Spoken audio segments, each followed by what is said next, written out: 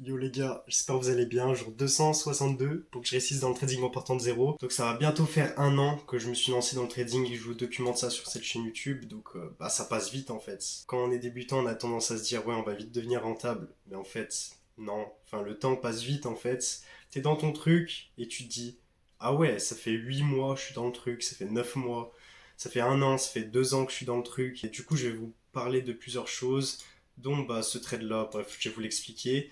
Je vous expliquais ce trade là aussi, j'avais pris une vente, je vous l'avais pas dit encore. Je vais aussi vous parler de mon journal de trading, il y a des stats qui sont intéressantes ici. Et puis sur mon petit Notion, je vais vous parler un peu de ce que j'ai rajouté et tout. Donc ça fait longtemps que j'ai pas fait de vidéo. Je le sais parce qu'en fait, tout simplement, je trade plus trop. Après, je fais beaucoup d'erreurs, donc c'est pour ça que j'ai beaucoup de trades qui sont perdants, des trucs comme ça. Il y a pas longtemps, là, j'ai fait 6,5%, donc ça faisait plaisir. Là, vous voyez que j'ai fait pas mal de BE. Et j'ai surtout fait cette grosse erreur qui m'a fait moins 3%. Ça, je vous l'avais expliqué. Donc, c'est un compte à 6 000 $. Faut que je le monte à 6 480 $ parce qu'il faut que je le monte à 8%. Donc, c'est un challenge profit. Enfin, je viens de le dire, mais bref. Du coup, je suis à 1% de profit.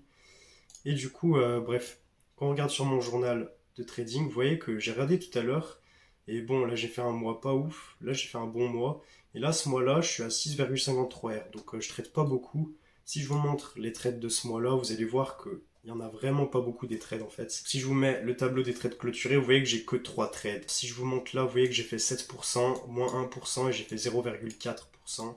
C'est sur cette grosse position là. Pourquoi j'ai coupé, je vais vous le dire. En fait, j'ai eu peur. Mais bref, donc j'ai un win rate là. Si on cumule ça plus ça, parce que je vais compter que les wins, c'est ce qui fait Tom's Trades d'ailleurs. Là, j'ai mis des petits graphiques et tout. Je vous l'expliquerai ce graphique, il est assez intéressant. Mais bref, je vais vous expliquer ce trade là. Après, on va aller voir mon Notion. Je vais parler de mes graphiques. Et pourquoi pas après de ce trade là. Mais bon, pas mal de choses à vous expliquer. Je vais essayer de faire vite, les gars. Donc, ce trade là, pourquoi j'ai décidé de le prendre et de viser le bas de la structure? Tout simplement parce qu'on avait cassé ici. Ici, vu qu'on avait cassé là, 60% de chance de recasser en bas. C'est une structure simple, sans zone de supply, demande, sans POI, sans rien. Juste cassure normale. Ça me dit mes datas de 2008 jusqu'à 2023 que j'ai 61% de chance de casser en bas. Donc j'ai pris une vente ici en visant 5R parce que 60% de chance que ça passe avec un RR de 5, c'est largement profitable sur le long terme.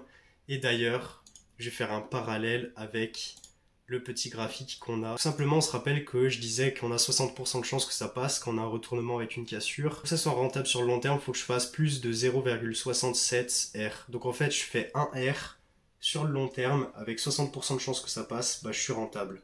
Sauf que là, je visais 5 R. Bref, c'était un super trade en vrai. Les probabilités étaient de mon côté. Après, vous voyez que c'est pas passé. C'est les 40% qui ont joué. Mais bref, c'était un super trade. J'aurais pas dû couper, j'aurais dû le laisser.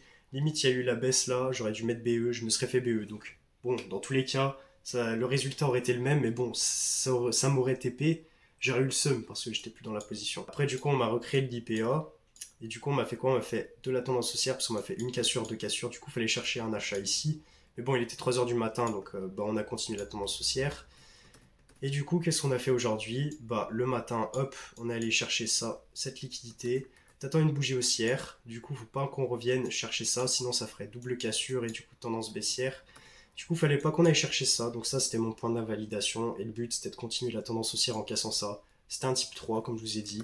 Donc j'aurais pu prendre ce trade là. Donc j'ai rien fait, j'ai pas gagné, j'ai pas perdu. Maintenant, j'ai switché un peu de mindset. Je me dis que dans ma tête, c'est pas grave si je loupe une opportunité, parce qu'il y en a tout le temps. Ce qui compte, c'est que quand tu prends tes trades, t'aies un bon RR et une bonne probabilité. Bref, donc voilà pour les deux trades. Je vais vous parler rapidement de ça, parce que je trouvais ça super intéressant de vous en parler. Je crois bien que c'est FTMO qui avait mis ça en place. En fait, ils partageaient les données des gens qui passaient des challenges chez eux. Donc, comme moi, je suis en train de faire là. Sauf que moi, c'est pas FTMO, moi, c'est Funded Next. Donc, surtout ceux qui achètent un challenge, il n'y en a que 10% qui passent la phase 1. Après, sur les 10% qui ont passé la phase 1, il n'y en a que 24% qui passent la phase 2. Ensuite, sur les 24% de traders qui ont passé la phase 2, il y en a seulement 3% qui vont sortir un payout. J'ai fait un calcul et ça m'a donné ce chiffre-là. Donc 0,072% des gens qui passent un challenge, qui passent la phase 1, 2 et qui reçoivent un payout. Donc, si tu y arrives, tu peux te dire que tu fais partie des 0,072% des gens qui sont rentables en fait. Donc conclusion, les propres firmes, c'est pas quelque chose de miracle. Parce qu'il y en a très peu qui réussissent. Voilà. Donc si tu crames un compte, bah en fait, t'inquiète pas parce que la plupart des gens crament le compte. Mais je trouve ça fou quand même parce qu'on passe de 24% à 3%. Donc ça veut dire que sur ces 24%, genre ils sont funded. Genre ça y est, ils ont leur compte. Et pourtant, il y en a que 3% qui passent. Je pense que c'est dû justement au fait de se dire ouais, ça y est, je suis funded, j'ai réussi, je suis trop un boss. Et du coup, bah, excès de confiance, et tu crames le compte, et voilà. Et retour à la case départ. Et c'est pour ça qu'il faut rester humble en trading, parce que sinon le marché te remet vite en place. Et on voit très bien là avec les chiffres. Donc voilà les gars, c'est ce que j'avais à vous dire. Et je voulais vous expliquer ça aussi, je trouve que c'est important. Qu'admettons que tu as un win rate aujourd'hui de 60%, tu as regardé dans ton journal, tu as un win rate de 60%.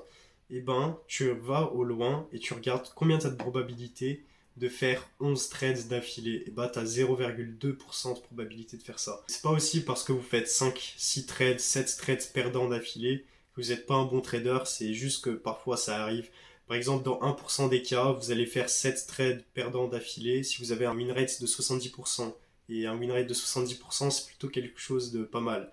Mais bref, dans la plupart des cas, quand tu as un win rate de 60%, bah, tu vas faire le plus souvent 2 trades perdants d'affilée, 3 trades perdants d'affilée, 4 trades perdants d'affilée.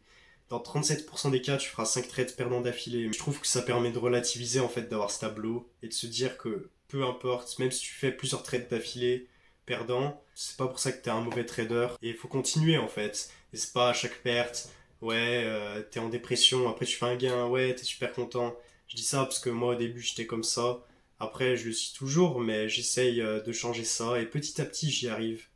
Et justement, ça me permet de relativiser, par exemple, quand je fais une perte, tout ça, parce que bah, c'est normal de faire une perte. 30% de chance, j'avais un RR de 7. Donc j'aurais dû prendre le trade parce que les probabilités étaient de mon côté et j'aurais été rentable sur le long terme. Parce que peut-être je vais perdre plus souvent que ce que je gagne, mais quand je gagne 7 fois ce que je perds. C'est comme ça qu'il faut réfléchir en fait. Faut pas se dire, ouais, faut que je gagne le plus souvent possible. Ce qui compte pour moi, c'est d'avoir cette vision et de me dire, ouais, si je prends ce trade sur le long terme, je serai rentable parce que les probabilités et le RR sont pour moi et pas contre moi. Ça fait plaisir de vous reparler, j'espère que vous, ça vous fait plaisir de me réécouter.